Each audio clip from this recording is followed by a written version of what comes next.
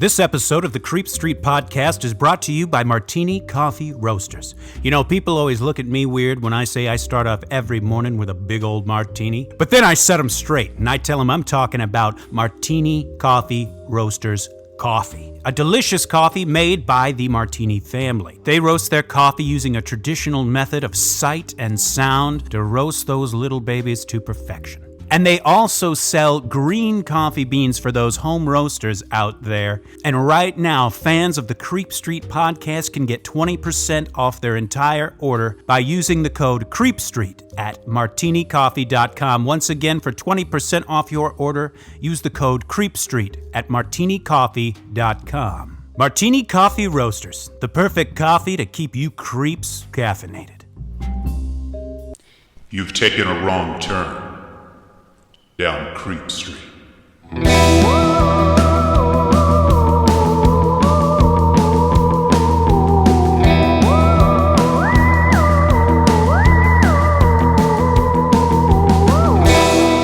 Citizens of the Milky Way, this is Maureen Bogey. And this is Dylan Hackworth. And you are listening to the Creep Street Podcast. Oh, yeah. Wow, big time. You all are in the Creep Zone. All right, That's here right. we go. Thank you for joining us. We have an incredible episode today. We cannot wait to get started. That's right. But if you want to check in and know of our whereabouts and what we're thinking, what we're doing, feel free to follow us on Instagram at Creep Street Podcast, Twitter at Creep Street Pod. We're also on Facebook, and we have kind of a smaller subset group on Facebook called Citizens of the Milky Way. Oh, yeah. It's where we and also the other members of the group kind of just talk a little bit more regularly, post videos, post links, fun stuff like that. Also, please don't forget to like, rate, subscribe, leave a review. Oh, yeah. Those little things really do boost up the podcast and just get our blood flowing. It just kind of gets us hot and rowdy. And if one episode of Creep Street a week just is not enough for you, do not fret. Please, please, please calm down. I swear it's going to be okay. We have a solution. Oh, yes. It's at patreon.com/creepstreetpodcast. Thank you. We have 3 different tiers with lots of great bonus content ranging from full bonus episodes to quick recorded stories to everything in between. That's right. Once again, if you're interested in that, check out patreon.com/creepstreetpodcast. You know what, Maureen? What is it? Why don't you go ahead and read off the names? Oh my God, I don't know how to read. You don't, but you'll learn real quick. Okay. Of our top 10 Patreon subscribers. Okay, here it goes for the top tier. You guys make my heart just full. Here we go. Give it up for The Dream, James Watkins. The Finnish Face, Via Alunkvist. The Madman, Marcus Hall. The Vivacious, Vicky McHugh. The Tenacious, Teresa Hackworth. The Heartbreak Kid, Chris Hackworth. The Oh So Suave, Sean Richardson. The British Bone Breaker, Bex Martin. The Notorious, Nicholas Barker. The Terrifying Taylor Lashmet. The Count of Cool, Cameron Corliss. The Archduke of Attitude, Adam Archer. The Sinister Sam Kiker. The Nightmare of New Zealand, Noeline Vivilli. The Leviathan, Levi Mace. And the Loathsome, Johnny Love. Yes. Wow. Thank you so much to our top tier. You guys aren't just top tier on Patreon. You're top tier in our hearts. That's right. And of course, one more time, if you want to support this show, go to patreon.com/Creep Street Podcast. Last week, we did a dive into the real The Devil Made Me Do It case. And since then, the movie, The Conjuring 3, The Devil Made Me Do It, has come out. That's right. If you are interested in our opinions, and please know that there are many, we actually have a spoiler cast on our Patreon if you are interested to hear that. Absolutely. A fun little spoiler we did. Fun. But this week, we've got a little something different, don't we, Dylan? Oh, yes, we do. Now, I'm ready to dive in. I'm ready to swim in the oceans of this story. I am ready to bathe in the waters of the Creep Street. That's right. Dylan, take it away. Folks, it's time to raise the anchor and hoist your main sails. Today's episode is Terror Aboard the Ourang Medan. Ooh. Yes. Wow, that is spectacular. Now, before we begin, we've mentioned it before, Dylan and I met while working as comedians with the Second City on a cruise ship. Yes, that's a good point. So we've spent a lot of time on ships. Yes, we have. So I'm excited for that. That was a side note. Dylan, take it away. All right, well, first let me state my sources. The first, I read a book called The Ourang Medan Conjuring a Ghost Ship by Alexander Butziger. Hell yeah. That's a name you keep. You don't change that. And the next was an article entitled Death Ship, The Ourang Medan Mystery at mysteriousuniverse.com. So this is obviously a nautical mystery, and it's probably one of the most terrifying ones I've ever heard of. Yeah, this one is really, really chilling. But this isn't just a mystery. It also tiptoes into conspiracy territory. Ooh, we love a crossover. The Ourang Medan, we know what happened to the crew. Well, we don't know, but we know where they are. We know their fate. They were easily found. Yes. The question is, what the hell happened to them? Yes. Now, the story can be easily dismissed as an urban legend, much like Lake Anjikuni. But just like Lake Anjikuni and other many great legends, there's always just enough evidence that the story can't be outright dismissed as merely a hoax. Yes. We touch on this a lot on Creep Street, where just because some things are a hoax or have been disproved or discounted, that doesn't discount all of the experiences. Absolutely. There are still things that are unexplained, and we want to know. And you'll even see why some people think it's hard to find good concrete stuff about this because a lot of people think it was a government cover-up. Oh, interesting. Always into that. Now, starting off, depending on your original source, and we'll get into as why, but depending on the source you were going with, the event might have either happened in June of 1947 or February 1948. But we'll get into the reason why. So the following is the story of what happened supposedly to the crew of the Ourang Medan as it's commonly told. So it all happened in between the island of Sumatra and the Malay Peninsula in what is known as the Strait of Malacca. Okay. And just another quick side note, an element of this story that changes depending on the source is whether the Ourang Medan was actually an Indonesian or a Dutch ship. See, at the time, Indonesia was a part of the Dutch Empire. Right. The name Ourang Medan is actually Malay for Man of Medan. Medan is the name of the largest city in Sumatra. But listeners of ours may also know, if they're video game fans, that the title Man of Medan is also the title of a video game which is loosely based on the legend. Oh, I did not know that. Very interesting. So in the Strait of Malacca that day, there was sailing two American ships, the Silver Star and the other one called the City of Baltimore. I'm sorry, the ship is called the City of Baltimore? Yeah, it's fucking stupid. Ship names are the dumbest fucking thing in the world. It's like horse names. It's like better late than never. How about just Fido or just horse movie or some shit? Seabiscuit makes a little more sense because it's like... No, that's what I'm saying. Seabiscuit's a good option. Seabiscuit makes more sense, but when your name is like a fucking paragraph, go fuck yourself. I know. Can we just name it Banshee for the love of God? Right. But anyway, two ships, two American ships, the Silver Star and one called the City of Baltimore. Well, suddenly both of these ships began to receive a distress call. It was clear that whoever was sending out this message was doing so in a rush. It came in via Morse code. And whoever was sending it, like I said, it was clear they were in a rush because the message came out slightly garbled, but it was still crystal clear. SOS from the ship Ourang Medan. All ships with shortwave radio, please relay our urgent request for medical aid. Now, according to one of the sources, a distress call for medical aid is not out of the ordinary.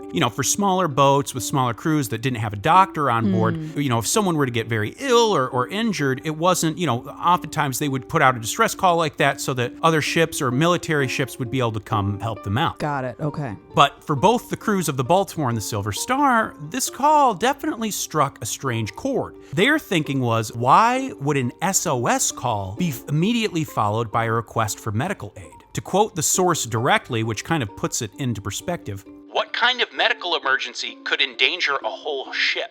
Oh, I didn't even think so. Oh, wow. I didn't even think about that. And that's a really good point. SOSs are only sent when the ship itself is in immediate danger. Oh. And obviously, when someone would send out an SOS message, they'd immediately follow it up with their coordinates so people could come find them. The crew of the Silver Star responded and asked the ships for their coordinates and further information about what the hell was going on. Right. Well, they got their answer. The Ourang Medan messaged back, giving their coordinates, but followed it with this chilling message.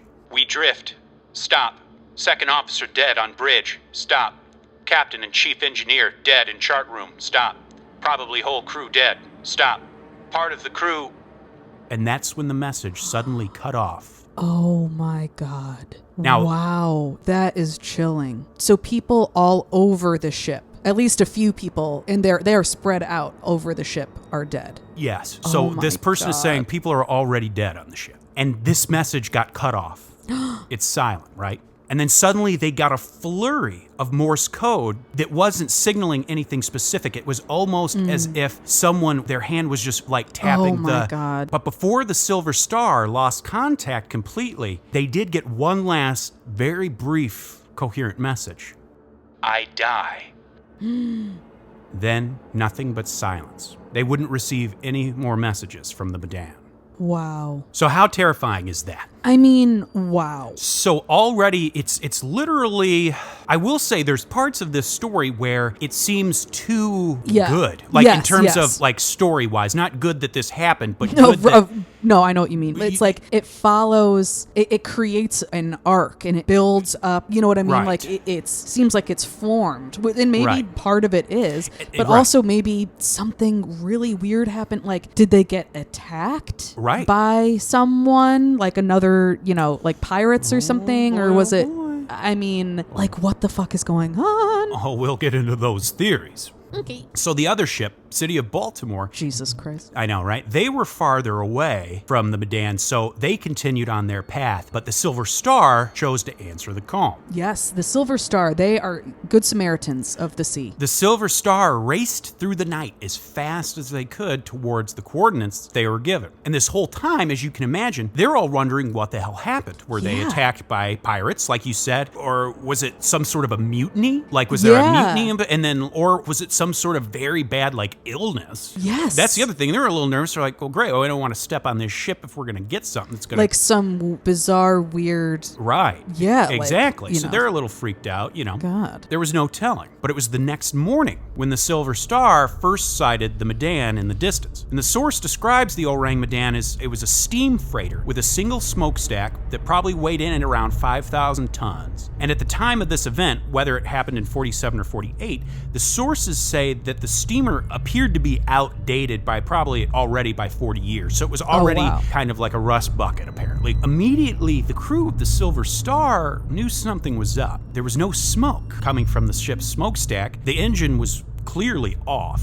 The ship was just drifting on its own. Oh, God. And they also noticed no flag being flown. The ship was listing slightly, but that could have been due to a few things. Maybe poorly secured cargo had come loose, or the coal inside was stacked disproportionately. Who knows? The only other thing that seemed amiss was that there appeared to be a place where there was once a lifeboat that was no longer there.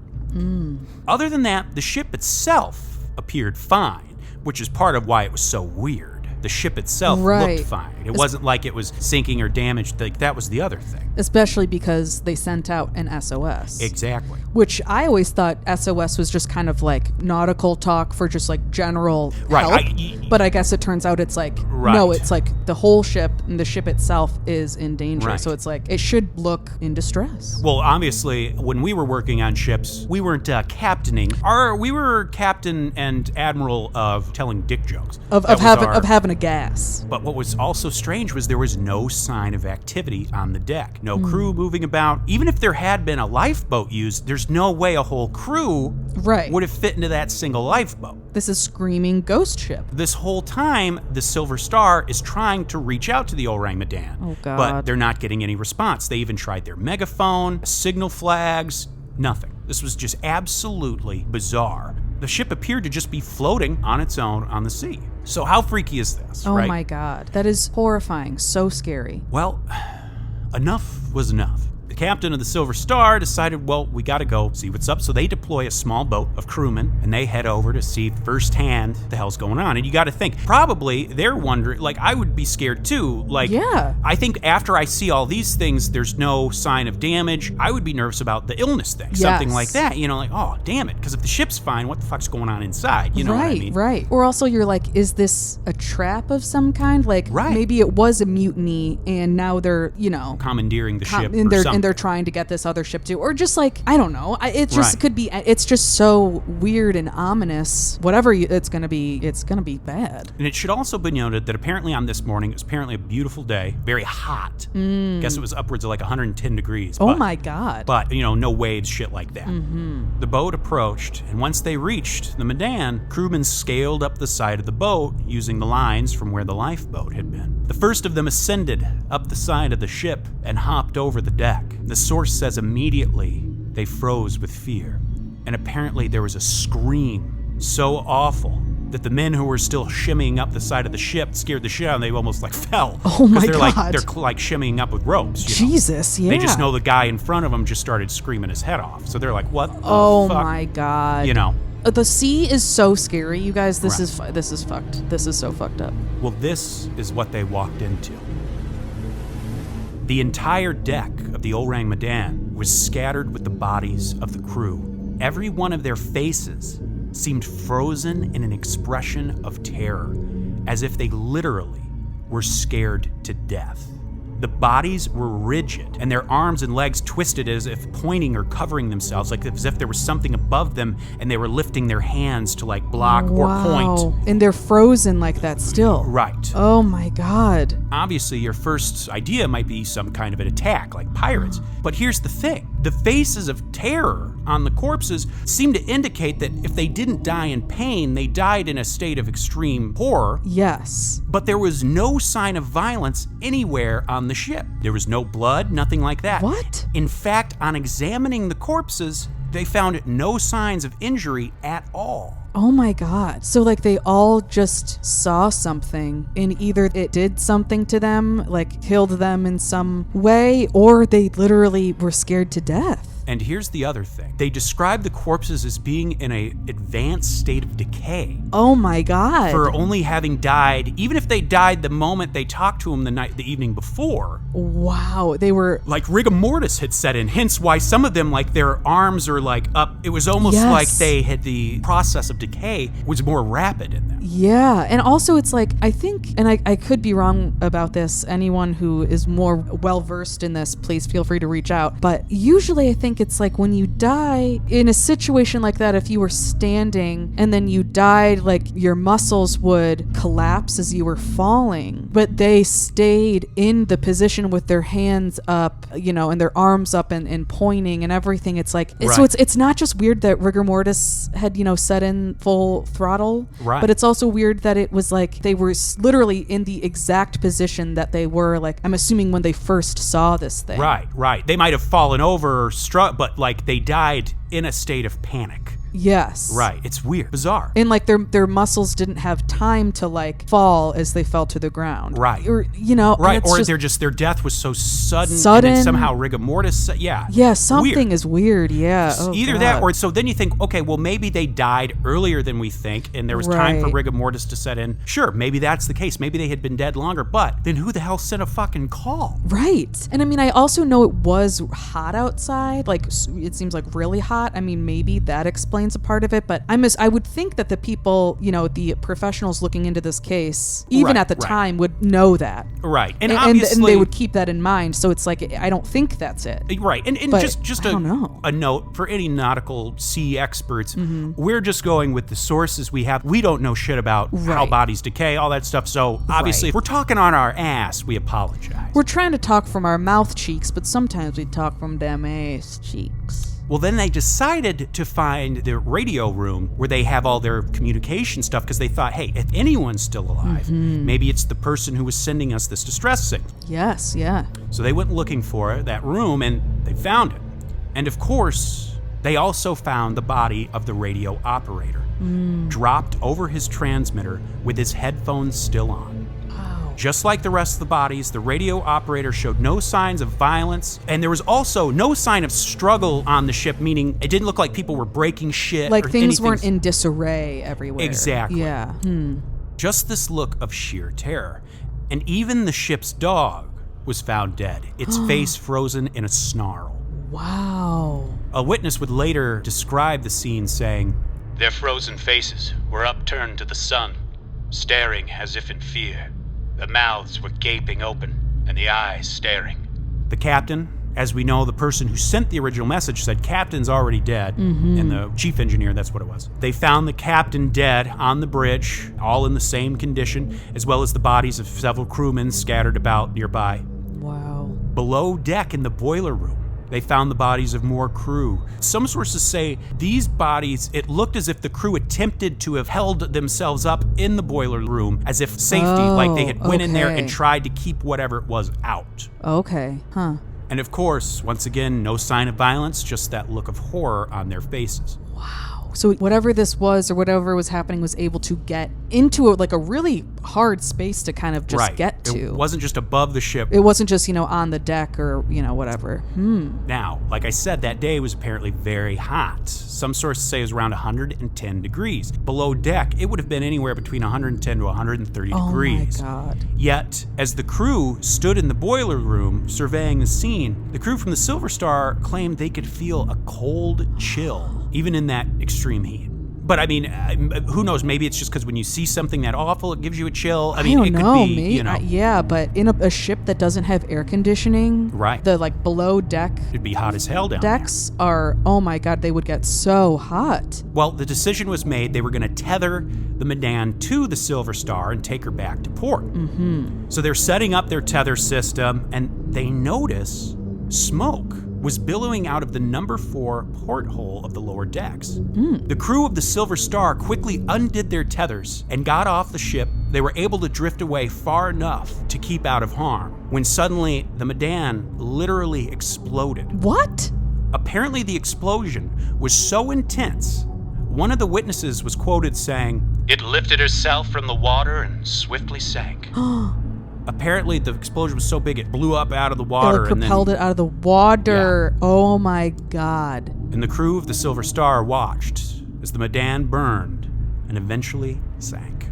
So, What the actual what the hell happened? I mean, what? Yeah. Now, wow. That's the main story. Yeah. And depending on who you ask, this is either a story of the paranormal, the story of a government cover-up, and there's also evidence to suggest that this may have been an amalgamation of a few stories from the area that kind of got coalesced into one. For example, the author of the book I read, just to note, the author, he thinks this story is absolute bullshit.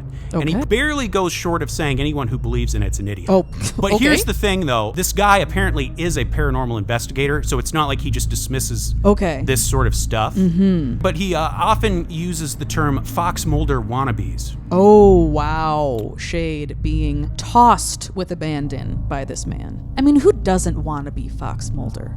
Who doesn't want to be Dana Scully? Right. I mean, cut people some slack. But the first mention of it in press, in the written word, was a series of 3 articles that were published in a Dutch-Indonesian newspaper, the title of which I'm not going to try to pronounce. Apologies. It's not that I, I just looked at that thing and I was like, there's no way. It's just, we can't. But these articles in question were published on February 3rd, 1948, February 28th, 1948, and March 13th, 1948. Okay. The first article details the story of the Ourang Medan, but it never actually names the ship that found it, the Silver Star. Now, one can take this info and understand why someone might dismiss the story, but it also strangely adds up when you consider other theories.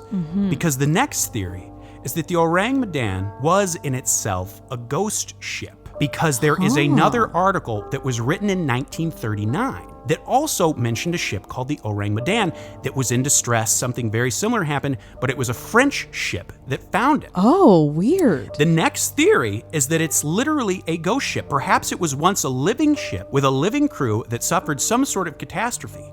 And these various encounters with other ships are these paranormal encounters. Wow. Like you would go into a haunted house, they just happen to sail into a haunted part of the sea.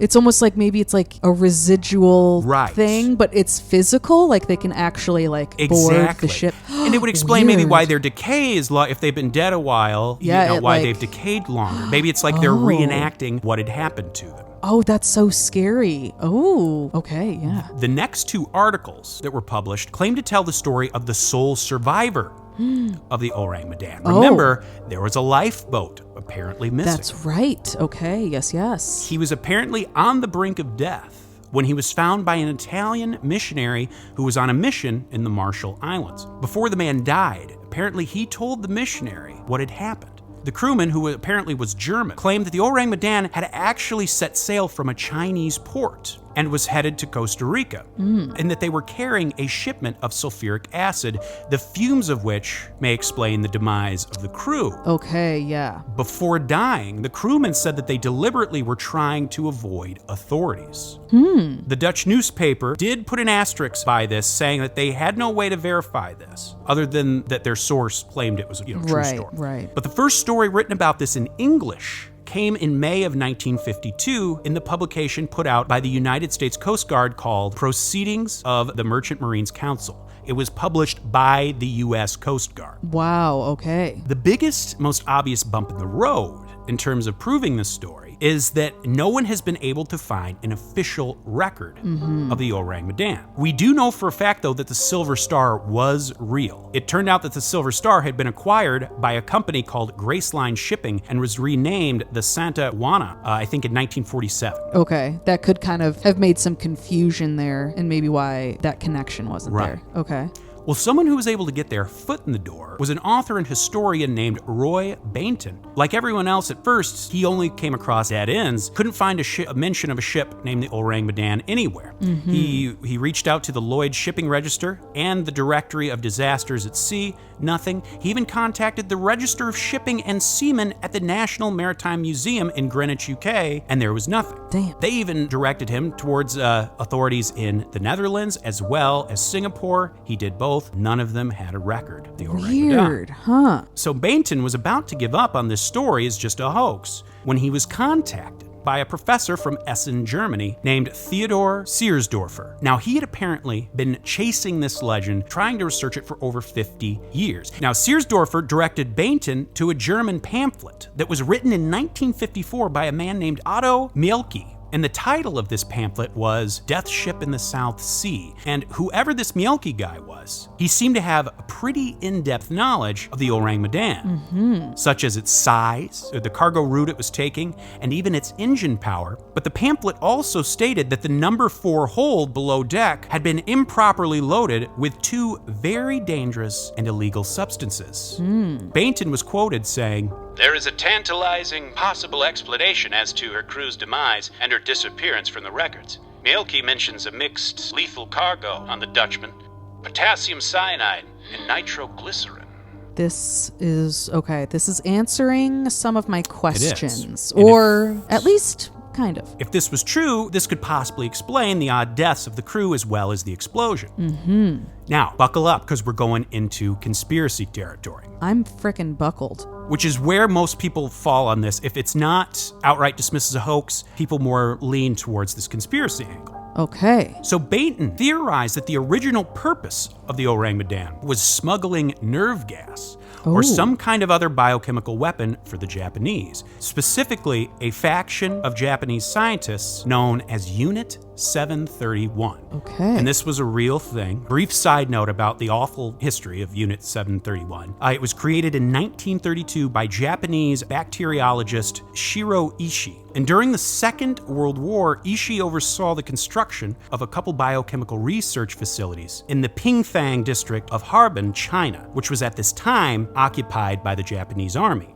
Okay. To make a long and awful story short, it was here that the Japanese military conducted absolutely just awful human experiments. Oh, wow. Usually on prisoners of war, awful stuff. Bainton is quoted saying, Unit 731's brief was to find a chemical, gas, or biological weapon to win the war. Hideous, inhumane experiments were carried out on helpless Australian, American, Russian, Chinese, and British prisoners. Some of the worst war crimes ever committed. Oh, God, that's disgusting. at the end of the war, the United States secretly granted immunity to Ishii and his staff in exchange for their biological research. And we've seen this before, very much like what the U.S. did with the German scientists with Project Paperclip. So a very brief, watered-down history of what that is, but it's a very real, awful thing. Wow. Oh my God. Horrifying. So now we gotta ask ourselves, why stow all these hazardous materials in an outdated fucking rusty ship? Yes. Why not just fly them directly to where they needed them to go? Yeah, or at least put them like on a good ship. The thought is that perhaps a rusty, slow-moving Dutch freighter wouldn't have come off as suspicious. What happened maybe is that the seawater was somehow able to get in the ship cargo hold, and it made some sort of reaction with the cargo that released these poisonous fumes, and perhaps salt water reacting to the nitroglycerin was able to produce that explosion. Yikes. I don't know how the biochemistry works in that regard, but I don't know. You know. But also maybe could that explain, or just some of these hazardous chemicals being used, maybe it could have like created some sort of gas that when inhaled by the crew, it made them hallucinate and like think they were seeing something. Exactly. Or something like that. So finally we have to ask, why would the U.S. government want to try to cover this up? Bainton explains why that might be. If we accept, due to the nature of her crew's deaths, that she was carrying deadly gas or chemicals, and if indeed she was a Dutch vessel, had this news broken, it would have been a major embarrassment for any government involved, especially in the light of the Geneva Convention. Hence, the dead ends faced by any researcher. The story exists because, like the gas, it escaped. Wow. Obviously, Wow. there's a lot. We're not saying that's true or not. It's dumped and heaped in conspiracy. But I mean, you know, the U.S. government has been involved in some weird type of activity, cover-up things that don't seem to make sense. But we know that has happened before. So we're just saying, hey, I don't know. Yeah. Damn. I mean, wow. Okay. Well, obviously, paranormal, UFO theories, those abound as well. I mean, that was another thing that I was thinking of. It was like, it almost kind of reminded me of Bird Box. Right. Where it's like everyone sees this thing. And instead of it, you know, like the movie, this isn't a spoiler alert if you haven't seen this movie, but it, you know, makes you kill yourself. In this situation, it just kills you. And it makes me think, is it a real biological, like sea, not even necessarily biological, but is it like a sea creature or sea phenomena that happens that creates that? Or was it a delusion or a hallucination that came about because of these gases in the air from the ship? Or was it like, did someone attack them or try to do like another experiment on them to see, like, you know, maybe they did release some kind of gas that wasn't even initially on the ship, it wasn't in the hull? Like, I don't know. I mean, maybe it looked different to everyone, but they saw something that was like so horrifying that it either scared them to death, or that was like maybe a side thing from either this like paranormal entity or like this like attack. It just also kills you. I don't know. And you know, there's lots of hauntings or ghost or spirit activity that can use electronics or electricity or radio, things like that. So it, you know, it's not out of the realm of possibility that, you know, Morse code could be a part of that. Exactly. And there's also speculation that it was maybe a malfunction with the boiler. Who knows? This is one of those things we're never gonna know. I mean, it's so creepy. It's so scary. Absolutely. The ocean it's scary. It's horrifying. It is so intimidating to me. I know it is beautiful. Do not get me wrong. Like, love looking at the ocean. Absolutely. Love the beach and everything. But like the ocean specifically, like when you are out there at night and you look around you and it's literally just blackness. Like you feel like you are in outer space. For sure. You can't believe how dark it is. It's just, we're out of our element out there. Well, that's going to wrap us up for the terror aboard the Ourang Medan. Wow. Yikes. That was scary. Very scary I'm stuff. still, my chest is still like, Horrifying. Wow, Dylan, thank you so much for doing that great Of course. research. And there's plenty of other nautical mysteries that we will be doing. We'll do We're another hot- one this summer, for Oh, sure. yeah, definitely. And if you have any suggestions for any sort of nautical ship or sea monster or anything like that, a suggestion for an episode, feel free to reach out to us on any social media or email us directly at creepstreetpodcast@gmail.com. Citizens of the Milky Way, my name is Dylan Hackworth. I'm Maureen Bogey. Good night and goodbye.